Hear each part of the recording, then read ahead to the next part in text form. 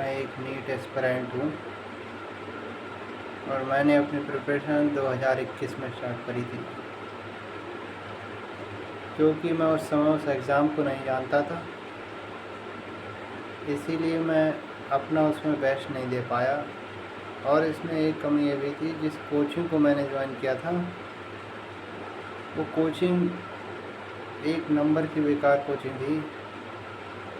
कोई logical teacher नहीं, कुछ नहीं। चलो कोई बात नहीं, ठीक है।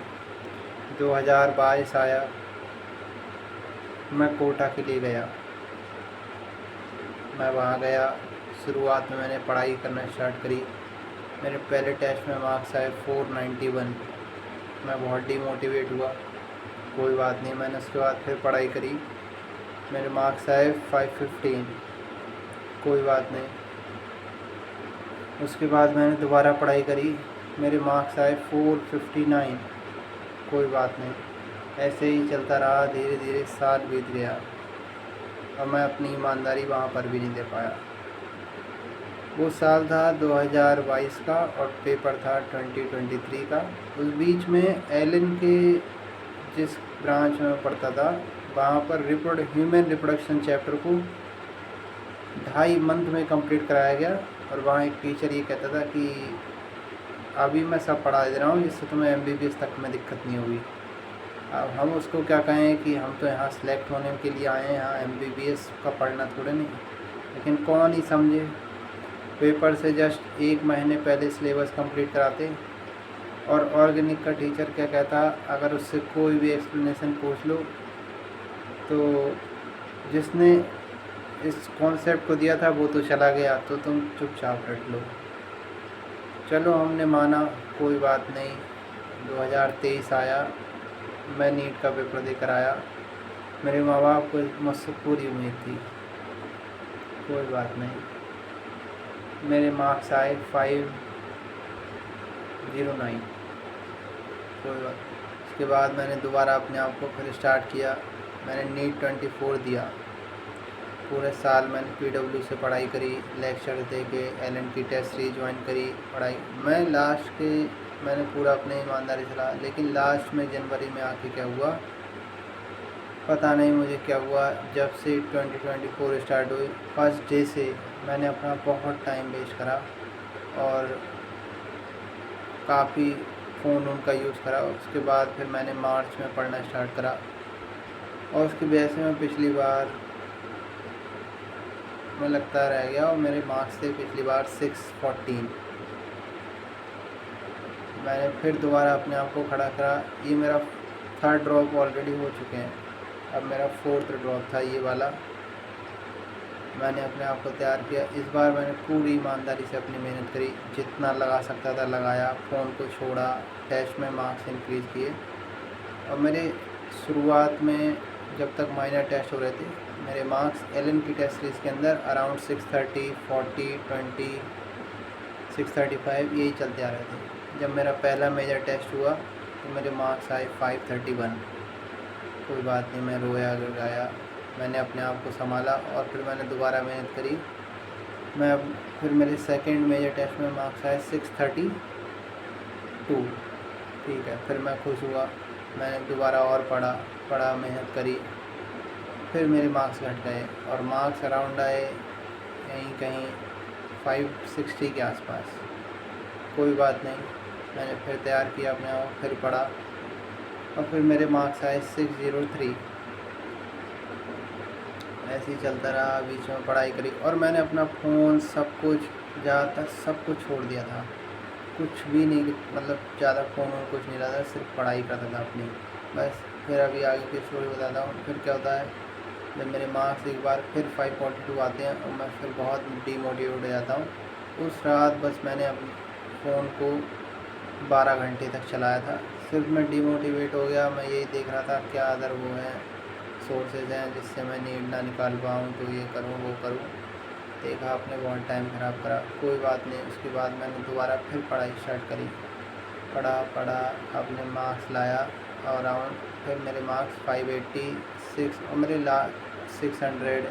मेरे सेकंड लास्ट टेस्ट में 617 मार्क्स थे। उसके बाद मेरे लास्ट टेस्ट में 608 मार्क्स थे। ठीक है, मेरे पास कॉन्फिडेंस था। मैंने सोचा था कि एलन के पेपर के समान बराबर या उससे थोड़ा कम ही पेपर आएगा, तो मैं 40 से 50 मार्क्स इंक्रीज़ कर लूँगा, इस बार मैं सेलेक्ट हो जाऊँगा। आज मैं नीट का पेपर देने गया। मैंने पेपर दिया, मैंने बायो से स्टार्ट किया कि करता गया, सवाल किया। उसके बाद एक वो सवाल आया पेडिग्री वाला, मैं थोड़ी देर उस पर टाइम लगाया लेकिन मैंने छोड़ दिया। उसके बाद फिर टेरिडोफाइट की लाइफ साइकिल आई, उसे मैंने बना लिया। फिर ऐसे ही चलता रहा। फिर उसके बाद फिर बायोटेक के सवाल आए। बायोटेक के सवाल में काफ़ी टाइम लगा, मैंने छोड़ दिया। कोई बात नहीं, मैंने बायो को अपने 45 मिनट्स में कंप्लीट कर लिया, और जिसमें 3 क्वेश्चन मैंने छोड़ दिए थे। उसके बाद मैं केमिस्ट्री पे आया, मैंने केमिस्ट्री को 45 मिनट में कंप्लीट किया। और उसके बाद मैं फिज़िक्स पे आ गया। अराउंड मैंने 1 आवर 15 मिनट फिज़िक्स में डिवोट किए थे।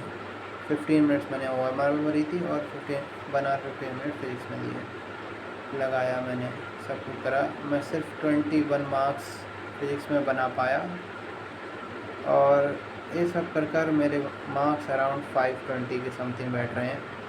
एग्जैक्ट तो नहीं बता सकता, कुछ क्वेश्चन में वो है, तो इसीलिए। और ये मेरा 4th ड्रॉप था। मेरा अब तक का टफेस्ट पेपर था। मैंने एलन, आकाश, PW सबके अराउंड इस साल 60 to 70 पेपर्स दिए होंगे मॉक टेस्ट, और उसमें मैं अपना एवरेज स्कोर रखूँ तो मेरा 600 के अराउंड मैं मान सकता हूँ। एवरेज स्कोर था मेरा 600 से 620। इसी कॉन्फिडेंस के साथ पेपर देने गया था। 5 सवाल गलत, और ओवरऑल मेरे 17 सवाल गलत, 14 सवाल गलत हो गए हैं। और इस तरीके से मैं हार सा गया हूँ। मैंने अपने पिछले 4 साल के करियर में बहुत, बस अपनी एक दादी की और अपने बहन की और एक भाई की, जो बहुत क्लोज़ हैं बिल्कुल। एक तो अपनी सगी सिस्टर और एक भाई, जो बस इसके अलावा किसी की शादी अटेंड नहीं की। कोई शादी बहुत रेयर गया, ना कोई फंक्शन अटेंड किया, ना कपड़े पहने अच्छे, ना शक्ल पे ध्यान दिया, कुछ नहीं। अपनी बॉडी, अपना सब कुछ मैंने इस पर लगा दिया। 4 साल से सिर्फ इसी उम्मीद में कि आज इस बार हो जाएगा, इस बार हो जाएगा, इस बार हो जाएगा। मैंने अपना सब कुछ लगा दिया इस पेपर के लिए, लेकिन भगवान ने मेरा साथ नहीं दिया। पता नहीं मेरे में ही कमी रह गई थी। मैंने अपना सब कुछ लगा दिया था इस पेपर के लिए। ये लाइफ बहुत अजीब है। अपना सब कुछ दे दिया था मैंने इस पेपर के लिए, और मेरा पूरा फ्यूचर इस चीज़ पे डिपेंड था। अब सब ख़त्म हो गया। पूरे 4 साल मेरी ज़िंदगी के चले गए, और आगे फ्यूचर में मुझे पता नहीं मैं क्या करूँगा। बहुत अफसोस है।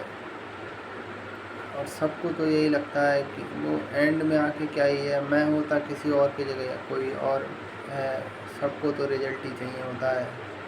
बाकी अब रिज़ल्ट तो आया नहीं, क्या करूँ। मेरे हिसाब से तो भाई, तैयारी करो तो सिर्फ 2 साल तक करो, उसके अलावा बिल्कुल मत करो। अगर सिर्फ तुम 2 साल करो और अपनी ईमानदारी से पढ़ाई करो, जितनी तुम जान है वो लगा दो। उसके अलावा तुम कोई ड्रॉप मत लो मेरे भाई।